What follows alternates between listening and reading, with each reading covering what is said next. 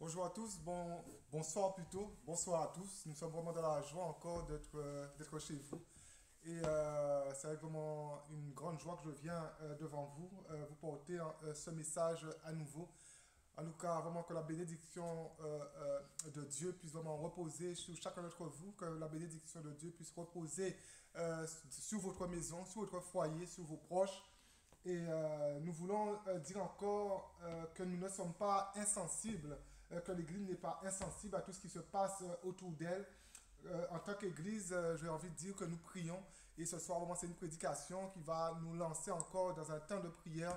Et j'encourage vraiment chacun, après avoir entendu la prêche qui sera dite tout à l'heure, de vraiment prier chez vous, prier avec vos amis, prier avec vos proches, prier avec vos enfants, prier en famille. Nous prions parce que nous croyons vraiment que c'est tellement dramatique tout ce qu'on voit, tout ce qu'on entend autour de nous.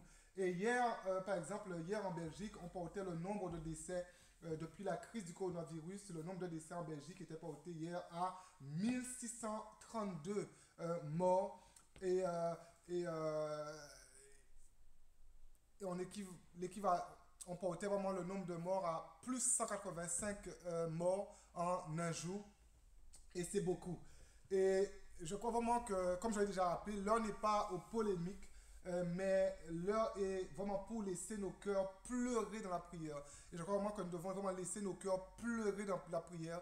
L'heure n'est pas aux polémiques, l'heure n'est pas à trouver une signification à quoi que ce soit, mais nous devons laisser simplement nos cœurs pleurer devant l'Éternel. Ces chiffres sont quelque part graves et dramatiques, et ces chiffres parlent d'enfants, des enfants qui seront orphelins de père ou de mère, ou alors des enfants qui seront orphelins de père et de mère. Il y en a aussi des enfants qui n'auront plus papa, qui n'auront plus maman. Ces chiffres parlent de nouvelles veuves, ces chiffres parlent de nouveaux veufs. Et c'est vraiment, ça doit nous faire pleurer, ça doit nous donner envie de prier, passer du temps dans la présence de Dieu en faveur de notre nation. Ces chiffres parlent de personnes qui, à cause du confinement aussi, ne peuvent pas recevoir la visite de leurs proches pour les accompagner dans leur deuil. Il y a des gens, alors que je vous parle, qui traversent leur deuil seuls derrière les portes d'un appartement, derrière les vitres d'un appartement, et qui sont seuls dans leur souffrance. Et ces chiffres parlent de terribles souffrances, de pleurs, mais où les gens ont l'impression qu'ils n'ont pas la consolation, qu'ils n'arrivent pas à reprendre leur souffle. Mais j'ai envie de dire quelque part que Dieu peut être là, et que Dieu peut vous communiquer vraiment cette présence que les autres, que les gens ne peuvent pas vous communiquer, que Dieu peut vous communiquer cette présence. Les chiffres sont désastreux, mais levons nos cœurs vers Dieu et prions pour notre nation. Prions vraiment pour la terre entière.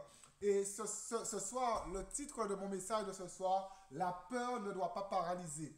La peur ne doit pas paralyser. Et pour ça, depuis quelque temps, nous sommes dans le livre d'Esther. Et je pense qu'on va encore voir ce message plus un autre, et on n'ira pas bien loin. Dans le passé, on avait déjà un petit peu vu ensemble à l'église quelques passages du livre d'Esther qui est un beau livre. On va lire un long passage ce soir, pardon. On va lire Esther 4, les versets 4 à 17. Esther 4, les versets 4 à 17. Les servantes d'Esther et ses eunuques vint lui annoncer cela, et alors que on vient apprendre à Esther que le décret est signé pour l'extermination du peuple juif, les servantes d'Esther et ses eunuques vinrent lui annoncer cela, et la reine fut très effrayée, et la peur va envahir la reine Esther. Elle envoya des vêtements à Mardoché pour le couvrir et lui faire ôter son sac, mais il ne les accepta pas. Parce qu'à cette époque-là, il y avait comme une coutume, on ne pouvait pas rentrer dans la présence du roi avec des sacs, et avec des sacs, c'était même mal vu. Mardoché pouvait avoir des problèmes, donc là, elle envoya des vêtements à Mardoché pour le couvrir et lui ôter son sac. Euh, euh, euh, mais il ne les accepta pas. Alors Esther appela Hathach, l'un des eunuques que le roi avait placé auprès d'elle, et elle le chargea d'aller demander à Mardoché ce qui s'était passé. et d'où cela venait. Attaque se rendit vers Mardochée sur la place de la ville devant la porte du roi. Et Mardochée lui raconta tout ce qui lui était arrivé et lui indiqua la somme d'argent qu'Aman avait promis de livrer au trésor du roi en retour du massacre des Juifs. Il lui donna aussi une copie de l'édit publié dans Suse en vue de leur destruction, afin qu'il le montrât à Esther et lui fit tout connaître. Et il ordonna qu'Esther se rendît chez le roi pour lui demander grâce et l'implorer en faveur de son peuple. Attaque vint apporter à Esther les paroles de Mardochée. Esther chargea Attaque d'aller dire à Mardochée: tous les serviteurs du roi et le peuple des provinces du roi savent qu'il existe une loi portant peine de mort contre quiconque, homme ou femme, entre chez le roi dans la cour intérieure sans avoir été appelé. Celui-là seul a la vie sauve, à qui le roi rend le sceptre d'or. Et moi, je n'ai point été appelé auprès du roi depuis 30 jours. Lorsque les paroles d'Esther eurent été apportées à Mardochée, Mardochée fit répondre à Esther: ne t'imagine pas que tu échapperas seul d'entre tous les Juifs, parce que tu es dans la maison du roi. Car si tu te tais, maintenant le secours et la délivrance surgiront d'autre part pour les Juifs, et toi et la maison de ton père vous périrez. Et qui sait si ce n'est pas pour un temps comme celui-ci que tu es parvenu à la royauté. Esther envoya dire à Mardochée: va, rassemble tous les Juifs qui se trouvent à Suse et jeûnez pour moi, sans manger ni boire pendant 3 jours, ni la nuit, ni le jour. Moi aussi je jeûnerai de même avec mes servantes, puis j'entrerai chez le roi malgré la loi. Et si je dois périr, je périrai. Mardochée s'en alla et fit tout ce qu'Esther lui avait ordonné. Que Dieu vraiment puisse bénir sa parole encore ce soir. Et ce soir, le premier point que je vais voir avec vous, quand la peur est notre allié. Quand la peur est notre allié. Vous savez, le monde évangélique d'aujourd'hui veut produire des chrétiens courageux, des chrétiens qui n'ont jamais peur, des chrétiens qui sont capables d'affronter peu importe l'épreuve sans avoir peur. Et c'est ce genre de chrétiens qu'on veut formater, on veut créer ce genre de chrétiens.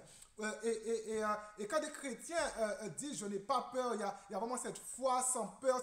Et ces gens sont vus en fait comme des stars, je dirais. Mais Esther a eu peur. Moi, en tant que chrétien, vous savez, j'ai toujours été troublé par ce genre d'enseignement qui ne veut jamais que nous expérimentons la peur, mais à la fois, j'ai été un peu rebelle, même si tous ceux qui prêchent ce genre de choses mettent en avant des textes bibliques. Et quelque part, je crois que la Bible nous enseigne le courage. La Bible nous enseigne à ne pas avoir peur. La Bible nous enseigne, comme des fois je le dis à des chrétiens, même pas peur.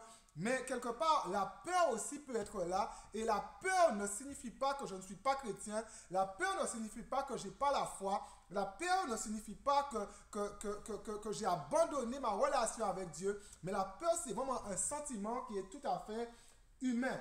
Moi, je pense que c'est normal d'avoir peur, mais que ce n'est pas normal de rester dans sa peur. J'ai peur et je demeure dans ma peur. Cette peur qui m'empêche d'avancer, cette peur qui m'empêche de voir que Dieu est grand, cette peur qui m'empêche de tourner le regard vers des possibilités. La parole de Dieu ne se contredit pas, mais parfois la parole de Dieu contient mais la parole de Dieu contient des paradoxes qui ne sont pas des contradictions. Je dis bien des paradoxes qui ne sont pas des contradictions. Et malheureusement, ce sont sur les paradoxes de la parole de Dieu, ce sont sur les paradoxes que souvent on se fait des ennemis, parfois même dans l'église même, à cause de la rigidité parfois excessive de certains. Sous les paradoxes, on se fait des ennemis.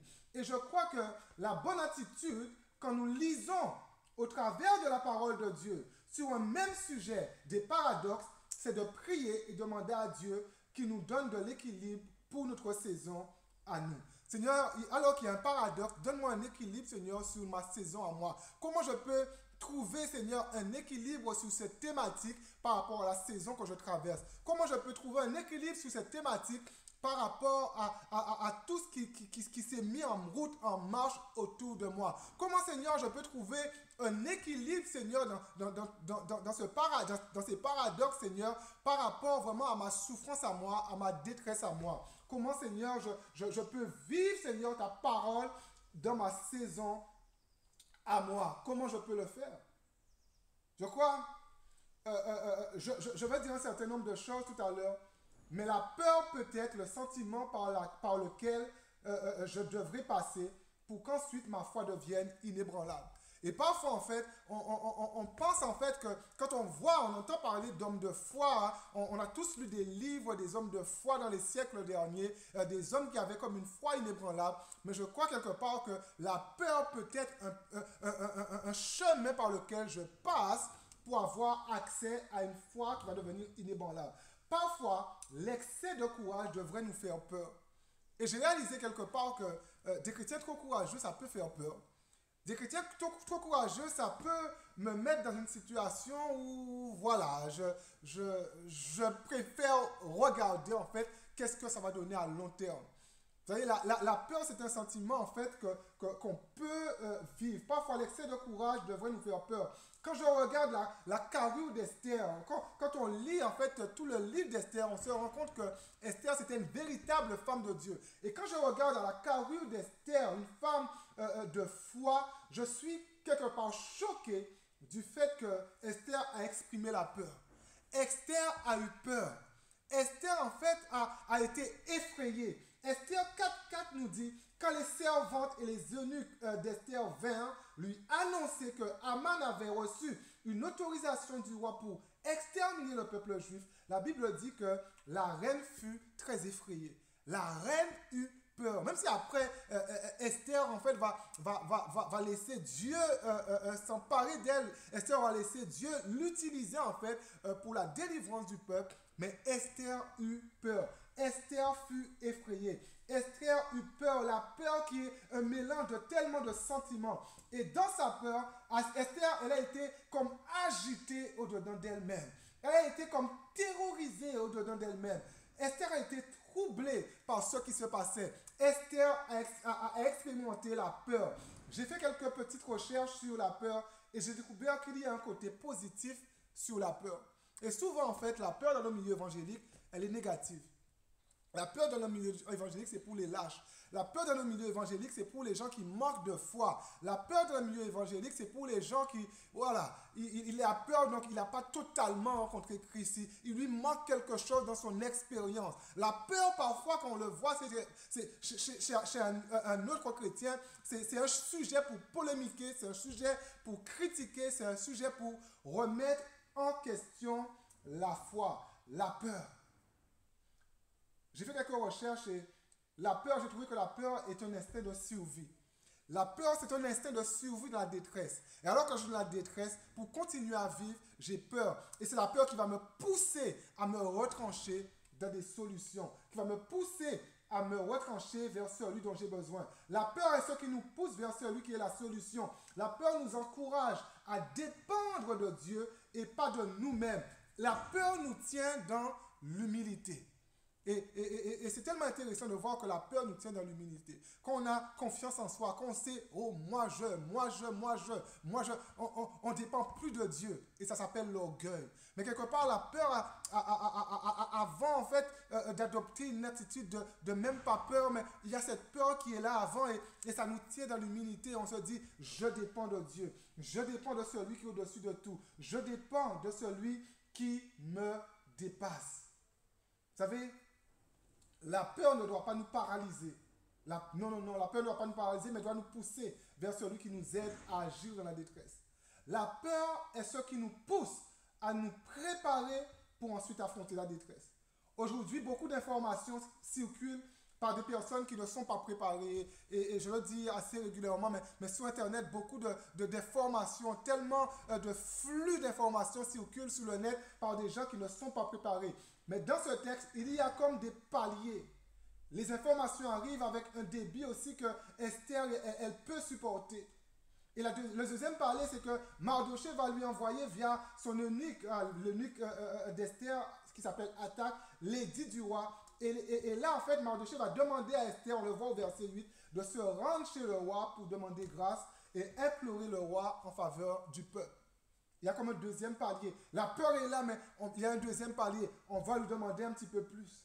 Et là encore, Esther va manifester la peur. Elle va dire littéralement que cette mission n'est pas pour elle. Comme peut-être beaucoup peuvent le dire, que cette mission n'est pas pour moi dans ces temps difficiles. Comment je peux aider quelqu'un dans ces temps difficiles? Comment je peux communiquer une parole à quelqu'un dans ces temps difficiles? Comment je peux interpeller? C'est pas pour moi. C'est pas pour moi cette mission. Seigneur, je ne peux pas, mais je veux dire que dans ces temps difficiles, dans ces temps de confinement, alors que nous sommes nous voyons pas les autres, mais nous avons encore quelque chose à donner. Nous avons encore quelque chose à communiquer. Nous avons encore une mission à remplir. Et devant l'édit du roi, Esther, elle a peur. Elle semble vouloir sauver sa vie à elle et ne plus penser à son peuple.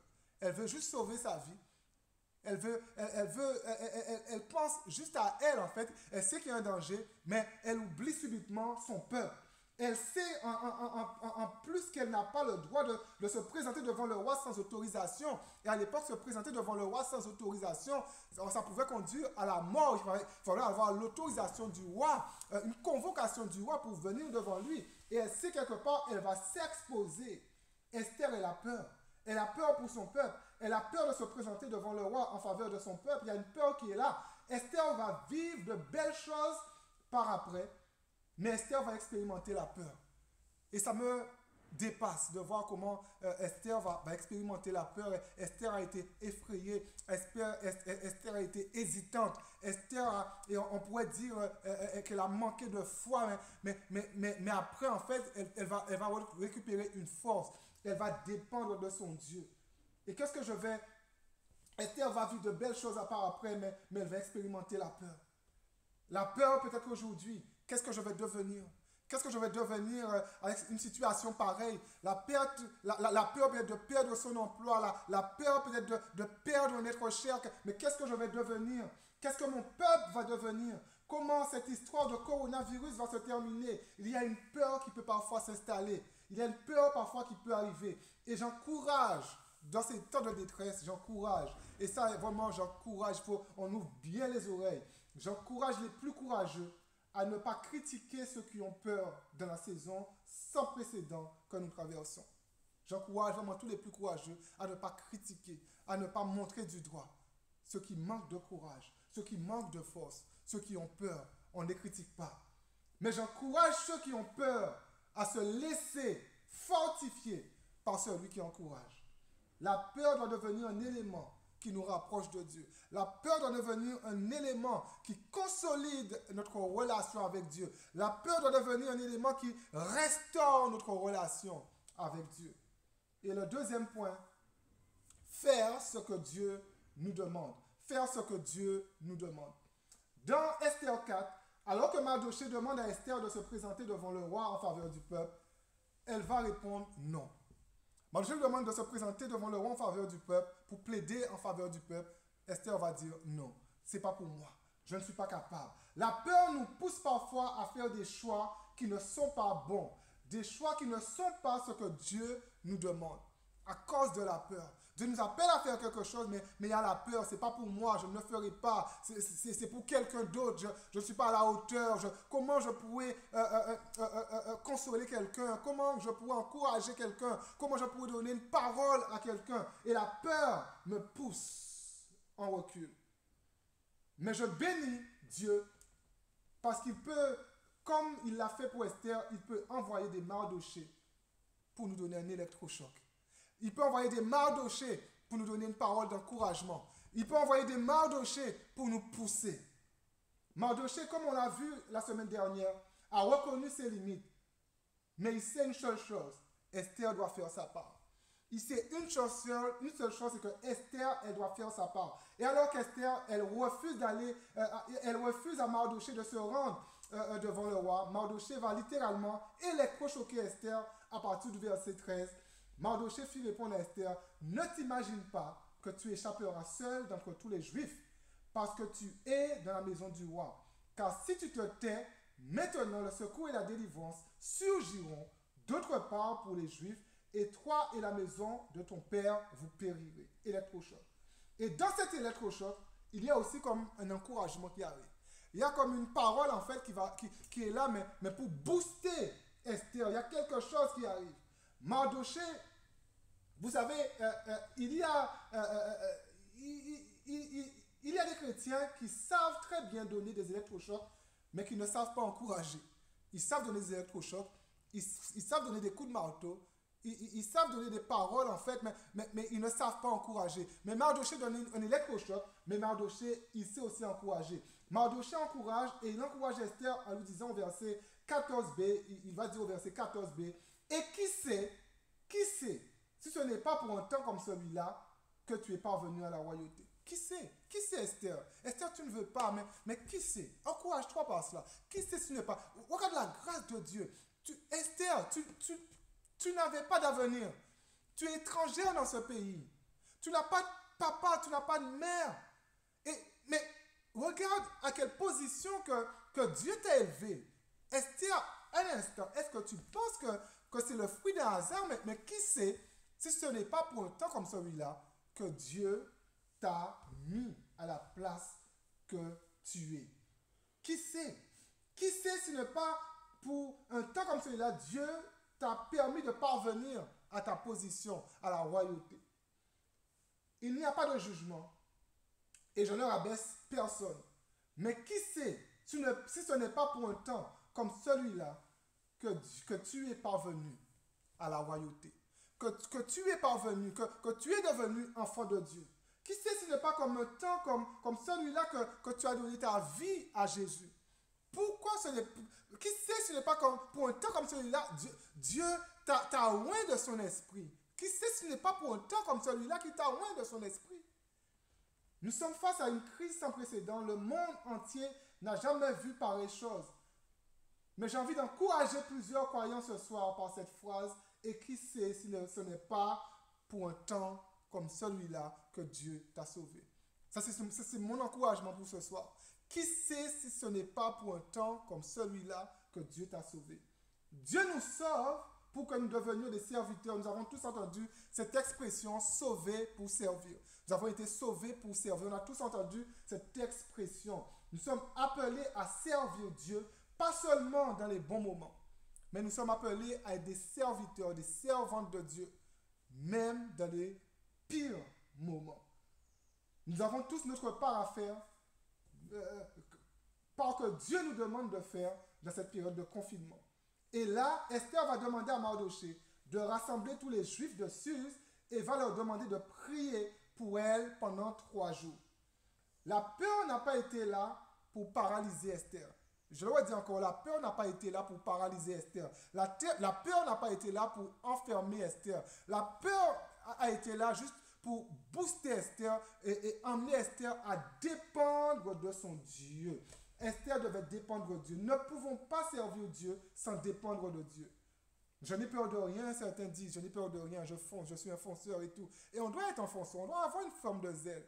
Non, mais il y a ce sentiment qui est là et qui me dit, mais je ne peux pas dépendre de moi. Mais je ne peux pas m'appuyer sur mes propres forces. Mais je ne peux pas dépendre sur moi qui suis si imparfait, mais dois dépendre de celui qui est parfait. Notre force dépend de notre dépendance de Dieu. Je ne vais pas tout raconter par rapport à ce texte, mais vous pouvez lire, en tout cas chez vous. Mais après les 3 jours de jeûne, Esther va se vêtir de ses habits royaux et va pouvoir se présenter devant le roi Assuérus en faveur du peuple. Après les 3 jours de jeûne, 3 jours passés dans la prière, 3 jours passés à chercher la face de Dieu. Et c'est ce que nous avons besoin dans la détresse. Nous avons besoin de prier. Nous avons besoin de chercher la face de Dieu. Et après cela, Esther va faire ce que Mardoché lui demande. Au chapitre 8, il y a un édit qui va sortir en faveur des Juifs qui devaient être tués. Et là, en fait, l'édit, le communiqué qui avait été fait avant pour exterminer le peuple juif, ça va être annulé. Dieu s'est glorifié en utilisant une petite femme qui a eu peur à un moment donné. Une petite femme qui n'avait aucune confiance en elle. Une petite femme qui disait « je ne suis pas capable ». Mais Dieu va se glorifier dans cette petite femme. La peur d'Esther l'a connectée à une dépendance profonde de son Dieu. Et je conclue ce soir, pardon, je conclue avec 1 Corinthiens 1, 28, 1 Corinthiens 1, 28, et Dieu a choisi les choses viles du monde et celles qu'on méprise, celles qui ne sont point, pour réduire à néant celles qui sont. On pourrait mépriser avec des textes bibliques ceux qui ont peur, mais Dieu, lui, il sait que ces chrétiens qui parfois expriment la peur n'ont pas autre choix que de dépendre de lui. Et franchement, alors que je termine cette vidéo, alors que je termine cette prédication, je veux juste encourager chacun à dire, Seigneur, je veux dépendre de toi. Seigneur, je veux dépendre de toi parce que la situation me dépasse. Seigneur, je veux dépendre de toi parce que je ne comprends pas ce qui se passe, Seigneur. Je ne comprends pas pourquoi. Je ne comprends pas comment, Seigneur. Seigneur, des proches, Seigneur, décèdent, Seigneur. Des amis, Seigneur, décèdent, Seigneur. Des frères et sœurs décèdent, Seigneur. Mais, Seigneur, je veux dépendre de toi. Seigneur, je ne sais pas, Seigneur, quoi faire. Seigneur, je ne sais pas comment faire. Mais, Seigneur, je veux dépendre de toi. Et, Seigneur, alors que je vais dépendre de toi, Seigneur, dans cette saison, tu vas faire de moi, Seigneur, ton serviteur. Tu vas faire de moi ta servante. Tu vas faire de moi, Seigneur, un outil de bénédiction pour ceux qui souffrent. Nous avons besoin de retrouver de l'humilité dans ces temps difficiles. De l'humilité qui nous pousse dans une dépendance totale de Dieu. Alléluia. Prions un instant. Seigneur Dieu de grâce et de miséricorde, nous venons dans ta présence. Et Seigneur, nous implorons, Seigneur, ta face.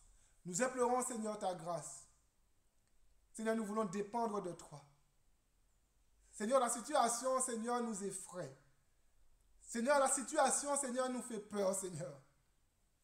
Mais Seigneur, nous déclarons que cette peur ne va pas nous paralyser. Mais Seigneur, comme Esther, nous allons nous approcher de toi. Et Seigneur, s'il y en a, Seigneur, qui n'arrivent pas, Seigneur, à réellement s'approcher de toi dans ces temps difficiles, je te prie, Seigneur, de les envoyer, Seigneur, des Mardochées. Seigneur, envoie des Mardochées. Équipe, Seigneur, des Mardochées, Seigneur. Mais, Seigneur, nous voulons dépendre de toi. Seigneur, nous ne voulons pas rester, Seigneur, dans un sentiment de peur. Nous ne voulons pas rester, Seigneur, dans un sentiment d'inquiétude. Mais nous voulons réaliser, Seigneur, que nous devons dépendre, Seigneur, de toi. Dépendre de toi, Seigneur, pour te servir. Dépendre de toi, Seigneur, pour servir les autres. Dépendre de toi, Seigneur, pour faire éclater ta gloire. Seigneur, ce n'est ni par nos forces, ni par puissance, mais par ton esprit. Nous avons besoin de toi, Seigneur. Seigneur, je te demande vraiment de parler, Seigneur, à ton peuple. Et que vraiment ensemble, Seigneur, nous puissions vraiment adopter, Seigneur, une attitude vraiment humble, d'humilité et de dépendance, Seigneur, à ton esprit. Que ton nom, Seigneur, soit loué. Que ton nom, Seigneur, soit béni. Dans le puissant nom de Jésus. Amen. Amen, amen. Alléluia. En tout cas, vraiment que Dieu vous bénisse. Vous avez reçu toute une liste de prières. Je vous encourage vraiment à prier. Priez par rapport au message de ce soir. Mais vraiment que Dieu vous bénisse. N'hésitez pas à m'appeler si vous avez des interrogations, si vous connaissez des gens qui ont besoin, en fait, je dirais dans cette période difficile, d'une béquille, d'une parole d'encouragement, qui ont besoin d'une parole un peu peut-être plus pastorale. N'hésitez pas à leur communiquer mon numéro de téléphone. C'est avec plaisir que je vais les appeler, même des gens que je n'ai jamais vus, mais c'est avec plaisir que je vais les appeler. Et vraiment que Dieu vous bénisse. Restez ferme, restez vraiment ouvert, vraiment à l'Esprit de Dieu durant ces moments. Priez, lisez la parole de Dieu. Comment ces temps, en fait, puissent vous rapprocher encore davantage de Dieu. Que Dieu vous bénisse et à très bientôt. Que Dieu vous bénisse.